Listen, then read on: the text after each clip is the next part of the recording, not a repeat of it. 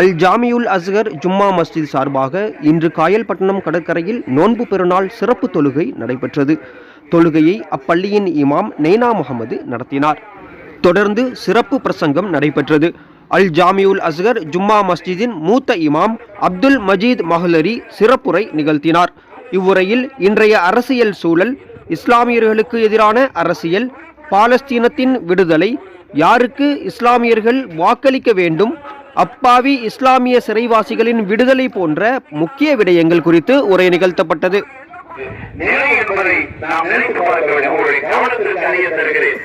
இந்த விஷயத்தில் நாம் இருக்க வேண்டும். இது இரண்டாவது விஷயம். மூன்றாவதாக அருமையானவர்களே, உங்களிடத்தில் நான் சொல்லிக் கொள்வதெல்லாம் வருகிற 19ஆம் தேதி, அந்த 19ஆம் தேதி நடைபெறுகிற தேர்தல் அது சாதாரணமான தேர்தல் அல்ல. இந்த பெருநாளுடைய ஒன்றமாவில் அதை குறிப்பிடுகிற அளவுக்கு ஒரு பிரசித்தப்பட்ட தேர்தலாக இருக்கிறது. மதவாத சக்தியோடு போராடக்கூடியவர்கள் தாக்கப்படுகிறார்கள். அவர்கள் என்ன குற்றம் செய்தார்கள்? அல்லாஹ்வோடு மட்டும் வணங்குவோம் என்று சொன்ன காரணத்தால் தாக்கப்பட்டு, அடிக்கப்பட்டு, துன்புறுத்தப்பட்டு பல நேரங்களிலே அவர்கள் அழிக்கப்படுகிறார்கள். அவருடைய பொருளாதாரம் சுலபப்படுகிறது. இப்படிப்பட்ட ஒரு காலகட்டம். எனவே மதவாத சக்திகள் மிகப்பெரிய அவர்கள் சக்தியோடு வந்து நிற்கிறார்கள். நம்மிடத்தில் எந்த பலமும் இல்லை. எப்படி பதில் போர்க்களத்திலே 1000க்கும் அதிகமான விரோதிகள் இறைவனை மட்டும் வணங்க வேண்டும் என்கிற கூட்டம் 313 பேர்கள், அவ்வளவுதான். ஆயுத பலம் இல்லாதவர்கள், அவர்களுக்கு மிகப்பெரிய பொருளாதார வசதி இல்லை, உணவு சரியாக சாப்பிட முடியாத ஒரு நிலை.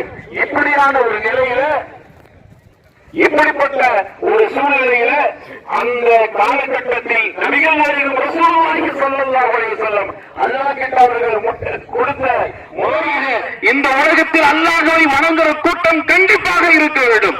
அதற்கு எதிராக யார் வந்தாலும் அவர்களோடு நாங்கள் எதிர்த்து போராடுவோம் என்கிற அந்த உணர்வை பத்ர் போர்க்களத்திலே ரசூலுல்லாஹி ஸல்லல்லாஹு அலைஹி வஸல்லம் அவர்களுடைய பிரார்த்தனை, அவர்கள் சொல்லுகிற அந்த சொல்லாளர்கள் அனைத்தும் வரலாற்றிலே பதிவு செய்யப்பட்டிருக்கிறது. எனவே அருமையானவர்களே, அப்படியான ஒரு இக்கட்டான நிலைக்குத்தான் இந்த இஸ்லாமிய சமூகம் தள்ளப்பட்டிருக்கு. மத சக்திகளால், மதவாத சக்திகளால் ஆட்சி பீடத்தில் அமர்ந்து கொண்டு இஸ்லாமியர்கள் வணங்கிக் கொண்டிருக்கிற பள்ளிவாசல்களை உடைத்து தரைமட்டமாக்குவது மட்டுமல்லாமல் பல பள்ளிகளை குறிவைத்துக் கொண்டிருக்கிறார்கள். இந்த குறிவைத்துக் கொண்டு இஸ்லாமியர்களுடைய சட்டங்களிலே கை வைக்கக்கூடிய நிலைக்கு வந்து விட்டார்கள். குர்ஆனை கை வைப்பதற்கு எல்லோரும் அச்சப்படுவார்கள். ஆனால் இவர்கள் அதிலிருந்து தைரியமாக இருந்து முத்தலாக் என்கிற சட்டத்தை கையில் எடுத்து இன்னும் இஸ்லாமிய சட்டங்களை எல்லாம் அவர்கள் தவிடுபடியாக்க வேண்டும் என்கிற ஒரு எண்ணத்தோடு தேர்தலை சந்திக்கிறார். எனவே இந்த விஷயத்தை இந்த குத்துபாவில் பேச வேண்டிய அளவுக்கு தள்ளப்பட்டிருக்கிறது என்றால் மிக கவனமாக இருக்க வேண்டும். அப்படியான ஒரு தேர்தலை நாம் சந்திக்க இருக்கிறோம். அந்த தேர்தலில் நாம் கவனமாக நம்முடைய வாக்குகளை செலுத்த வேண்டும். பல நேரங்களிலே நமக்கு சமுதாய உணர்வுகள் என்கிற ரீதியில சில நெருக்கடிகள் வரலாம். ஆனால் நாம் அதையெல்லாம் தாண்டி சிந்திக்க வேண்டும்.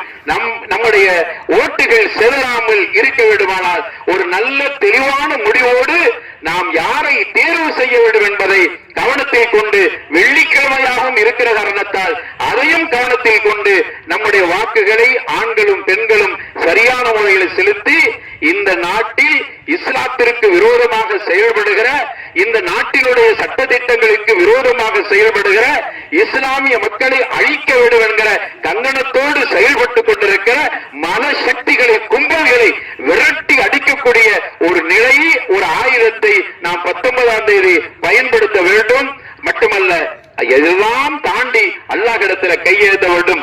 ரப்பே, உன்னுடைய தர்பாரில் நாங்கள் இதை ஒப்படைக்கிறோம், நீ தான் எங்களை பாதுகாக்க வேண்டும். இந்த மத கும்பல் மீண்டும் ஆட்சிக்கு வந்தால் உன்னை வணங்கக்கூடியவர்கள் அங்கு கருவறுக்கப்படக்கூடிய நிலைக்கு தள்ளப்பட்டு விடுவார்கள். அவர்கள் இஸ்லாமிய சட்டங்களை சிதைத்து விடுவார்கள். எனவே அல்லாஹ் நீ தான் பாதுகாக்க வேண்டும் என்கிற அடிப்படையில் துஆக்களை நாம் செய்ய கடமைப்பட்டிருக்கிறோம். அதே போன்று அருமையான சகோதரிகளுக்கு சொல்லிக் கொள்வதெல்லாம், அருமையான சகோதரிகளே, நீங்கள் இறைவனை பயந்து கொள்ளுங்கள். இத்தகைய அல்லாஹ்வை பயந்து கொள்ளுங்கள். உங்களுடைய எல்லா விஷயங்களிலும் அல்லாஹ் சொன்ன அடிப்படையில், இஸ்லாம் சொன்ன அடிப்படையில் நடந்து கொள்ளுங்கள். உங்களுக்கென்று பொறுப்புகள் இருக்கிறது. உங்களுடைய பிள்ளைகளை நல்ல தர்பியத்தோடு, இஸ்லாமிய நெறியோடு, இஸ்லாமிய முறையோடு நம்முடைய பிள்ளைகளை வளர்க்க வேண்டும் என்கிற அந்த எண்ணத்தோடு உங்களுடைய பிள்ளைகளை வளருங்கள்.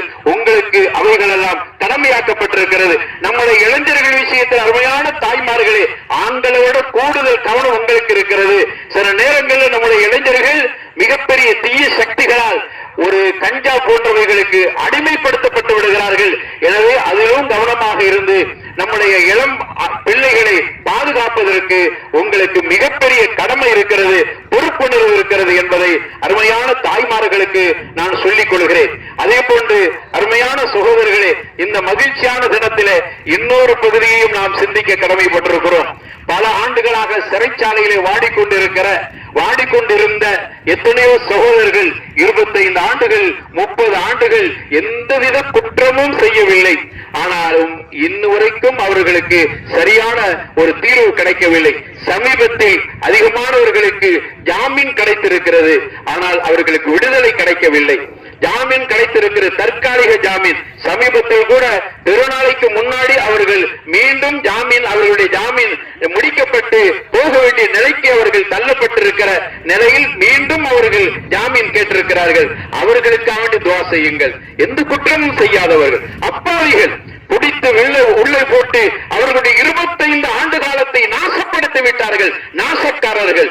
அவர்களுக்காக வேண்டியும் அவர்களுக்கு எதிராகவும் இந்த பாதிக்கப்பட்டவர்களுக்கு ஆதரவாக அல்லாஹ்விடத்தில் கையேந்துங்கள். அவர்களுக்கு நிரந்தர விடுதலை கிடைப்பதற்கும் துஆ செய்யுங்கள். எனவே அருமையானவர்களே, இந்த சந்தர்ப்பத்தில் நல்ல மகிழ்ச்சியான தினத்தில் இப்படி பாதிக்கப்பட்டவர்களை பற்றி நினைப்பதும் அவர்களுக்காக துஆ செய்வதும் நம் மீது கடமையாக இருக்கிறது.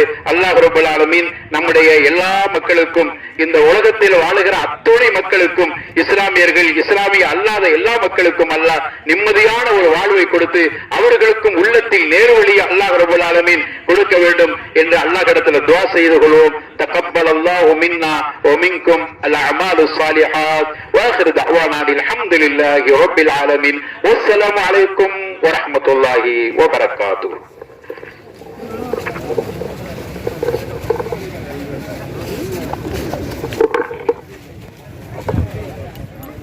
ஆண்கள், பெண்கள், குழந்தைகள் என 1000த்திற்கும் மேற்பட்டவர்கள் கலந்து கொண்டனர். நியூஸ் 1 தமிழ்நாடு செய்திகளுக்காக ஒளிப்பதிவாளர் ஜாஃபர் சாதிக்குடன் சாகுல் ஹமீத்.